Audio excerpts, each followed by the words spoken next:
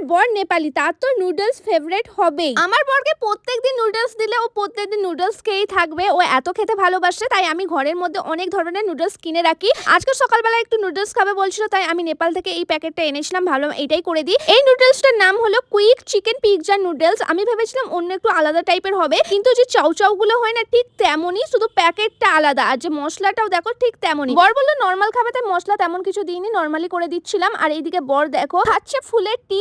এইটা না আমার ফুপুর শাশুড়ি ওকে দিয়েছে। বরের সুগারটা না অনেকটা বেড়ে গেছে। এগুলো হলো একটা পাহাড়ি ফুল, এগুলো চা বানিয়ে খেলে নাকি সুগার কমে যায়। বর অনেকদিন ধরে খাচ্ছে, অনেকটা কমেও গেছে। আমার ফুপুর শাশুড়ি বলছিল নেপালে কারো নাকি সুগার হলে এই ফুলগুলো চা বানিয়ে খায়, তারপরে সুগার ঠিক হয়ে যায়। তারা নাকি ওষুধ খায় না, তেমন এই সবই খায়। তো আমার বড় খাচ্ছে অনেকদিন ধরে, তো ওরও ঠিক হয়ে গেছে অনেকটা। আর এইদিকে আমার নুডলসটা তৈরি হয়ে গেছে। একটা বরকে ডিম ভেজে দিয়েছিলাম। আর আমার বরের, আমার দেওরের, আমার ভাসুরের ছেলে সবার একটা অভ্যেস আছে মুড়ির সঙ্গে নুডলস মেখে খাওয়া।